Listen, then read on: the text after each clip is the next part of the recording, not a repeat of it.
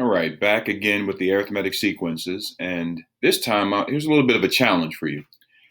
I want to give you some information and then ask you to find the explicit formula. We know the format for that is a sub n is equal to a sub 1 plus d times n minus 1, right? Where we have the first term, the common difference, and then the nth term. Well, what if I don't give you the first term? And what if I don't give you enough to be able to find the common difference? How do we find the explicit formula? Well, I know that the second term is 22 and the sixth term is 58. Can we use that? If I know it's if I know it's arithmetic, then the difference between this and this is 4 terms, right? That's the sixth term, that's the second term. Now, the difference in the amount here is 58 minus 22, which is 36. So if I go 4 terms, I will get 36 numbers, I guess, or 36 amounts. That means each term is really 36 divided by 4, or 9. So if each term is increased by 9, then that means that this is the common difference.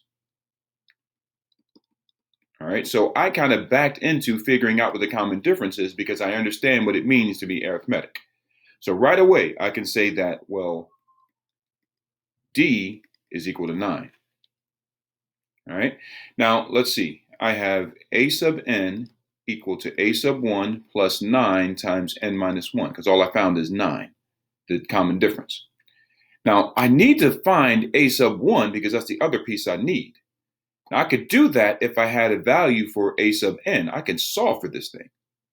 But wait, what if I looked at, I actually have 2 different versions. I have a sub 2 and a sub 6, or the second term and the sixth term.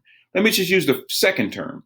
So when I'm looking at a sub 2, I know that the second term is 22, that's given to me. And that should be equal to this a sub 1 plus 9 times n minus 1. And maybe I shouldn't use an equal sign here because that's kind of confusing. Maybe I should use a colon. So this is the second term. It's 22, but it's equal to this formula here. So let me solve for a sub n. All right. Whoa. Let me back up a little bit, because if I have the second term, this 22, instead of n, I actually have a 2 there because that's the second term. N is 2. N equals 2. Right? So now I have all numbers except for a sub 1. Let me solve this thing. So 22 is equal to a sub 1 plus 9 times 1, because 2 minus 1 is 1. Then I have 22 is equal to a sub 1 plus 9 when I multiply. Let me subtract 9 from both sides. And so I get 13 equals a sub 1. Okay, good. That means my first term is 13.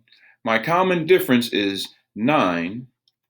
So I can say that my nth term, or the explicit formula for the nth term, is 13, first term, plus common difference, which is 9, times n minus 1.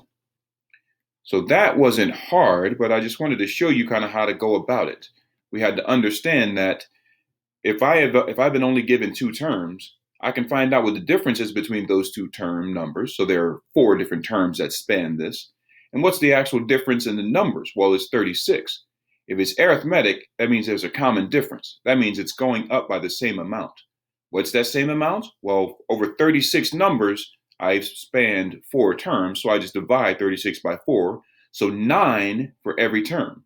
That means the common difference is 9. Once I plug that common difference into my equation, I still see that I have a few unknowns.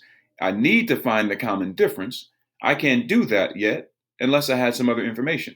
If I knew the nth term, any of them, and I do know the second and I know the sixth. So if I just look at the second, just because it's the first one, not that it matters, the second term, a sub 2, is 22. When I plug that 22 in and I plug my 9 in, I know that n is actually 2 because it's a sub 2.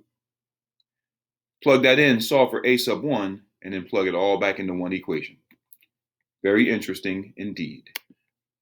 And we're done.